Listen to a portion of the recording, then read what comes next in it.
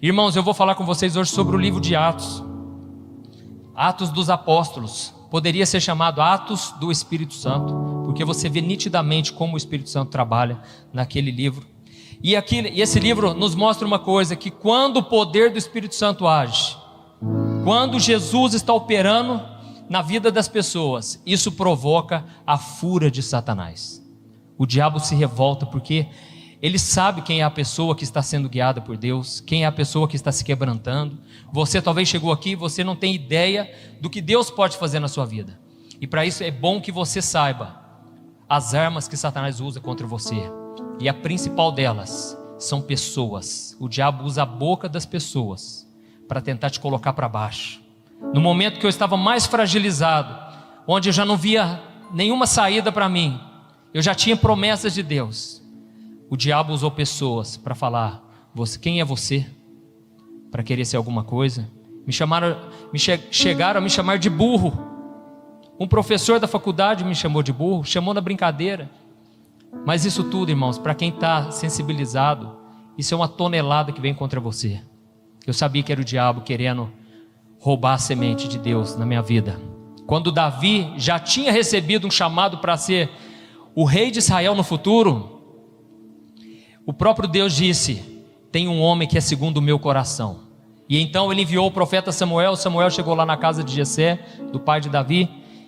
E Samuel, ele se admirou com os irmãos de Davi. Eram todos bonitos, capazes, altos e valentes e fortes. E Deus falou: não, eu não escolho por essa métrica. Eu não meço a cabeça de ninguém. Eu não coloco uma fita aqui para medir. Eu não meço os braços, eu meço o coração. Não é nenhum desses, eu rejeitei todos esses. Eu escolhi um outro, manda chamar um outro. Irmãos, Deus chamou Davi pelo coração dele. Então o diabo sabia por que Deus tinha escolhido Davi. E aí então um dia o pai de Davi fala: olha, vai levar comida lá para os seus irmãos, eles são guerreiros, você é só mais um, leva lá pão para os seus amigos, para os seus irmãos. Só que quando Davi levou, ele não imaginava, aquele dia ia mudar a vida dele para sempre. Por quê? Ele viu que estava todo um alvoroço e havia um gigante de quase 3 metros afrontando a nação de Israel, o exército de Israel. E Davi se interessou pela batalha. Ele começou a pensar: gente, quem derrotar esse gigante vai ganhar o quê? Porque Davi, ele tinha intimidade com Deus e ele era ousado. Só que então a Bíblia conta que um dos irmãos dele chegou para ele e falou assim: ó, Davi, o que você está fazendo aqui? O seu coração é mau. Olha o diabo, irmãos. Ele falou: o seu coração é mau, eu sei que você é pretensioso, o que você veio fazer aqui? O seu lugar é lá, cuidando das ovelhas.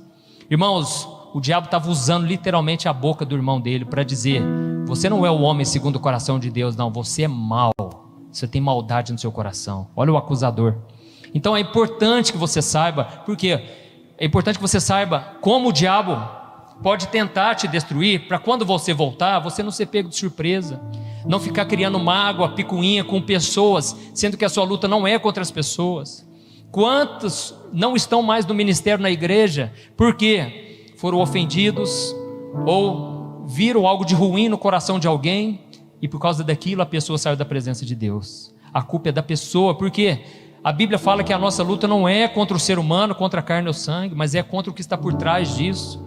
Se talvez você tem um pai ou uma mãe que não aprova você de vir aqui e fica criando barreiras, não é eles. Escuta o que eu estou te falando, abençoa o seu pai e sua mãe, abençoa as pessoas que se levantam contra você, porque elas não têm nada a ver com isso, elas estão apenas dando lugar para o inimigo.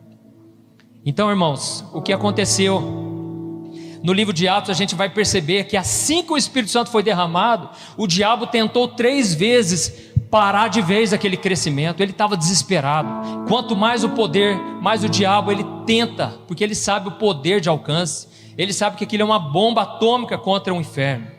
E ele tentou parar 3 vezes. Se você ler no livro de Atos capítulo 4, você vai ver que a primeira arma do diabo foi a perseguição. O diabo, ele quis trazer um ataque de fora para dentro da igreja. Veio um ataque externo e veio uma perseguição. E a Bíblia conta que Pedro e João, eles, usados pelo poder de Deus, eles curaram um aleijado de nascença. Estava ali à beira da porta formosa, da igreja formosa, e aquele homem não podia andar e todo mundo conhecia ele. Só que Pedro e João falaram: olha, nós não temos ouro, não temos prata, mas o que nós temos nós te damos, em nome de Jesus, levanta. Irmãos, aquele moço começou a saltar, porque o poder de Deus estava com a igreja. Amém? E uma vez eu ouvi uma história de um papa, se eu não me engano, ele foi passeando pelo Vaticano junto com Martim Lutero. Se não foi isso, mas entenda a essência. É isso aqui, ó. Ele estava andando com Martim Lutero e mostrando a grandiosidade de Roma. E ele falou: tá vendo? Hoje a igreja não precisa falar mais, não tem ouro nem prata. Mas aí então, este homem de Deus falou: olha, mas a igreja também não pode dizer, levanta e anda. Acabou o poder, faltou a unção do Espírito Santo. Porque tradições de homens. Jesus falou: não coloquem a tradição em cima da palavra. Irmãos, tem muita gente que é tocado pelo Espírito Santo, mas por causa da tradição familiar, a pessoa não quer romper. E aí fica bloqueando, porque o Espírito Santo quer fazer algo novo. Vinho novo não pode entrar em odres velhos. E então o diabo usou a perseguição. Foi a primeira arma do diabo. É quando aquela pessoa diz: ah, essa começou a ir para a igreja, e começa a zombar de você, começa a te excluir dos grupos, é a maneira como o diabo usa. No capítulo 5 de Atos, ele usa a segunda arma, e ele usa a corrupção. O diabo viu que na primeira não teve jeito. Por quê? Quando Pedro e João foram usados pelo Senhor para curar aquele cego de nascença, os líderes religiosos mandaram chamá-los. Por quê? Assim que aquele homem entrou saltando na igreja, a Bíblia diz que tinha mais de 5.000 pessoas que louvaram a Deus, e muitos se converteram. Então estava tendo um avivamento ali, ó, conversões em massa. E os líderes religiosos mandaram chamar Pedro e João. Sabe o que fizeram? Espancaram eles e bateram neles. Só que a Bíblia diz que eles saíram de lá sorrindo, alegres, porque estavam se sentindo participantes do sofrimento de Cristo. Talvez eles pensassem: agora eles vão parar de falar desse Jesus, porque esse Jesus não existe mais, vamos abafar isso. Mas é aí que eles falaram mais ousadamente. Amém? Então o diabo não conseguiu pela perseguição, e agora ele ia tentar a corrupção.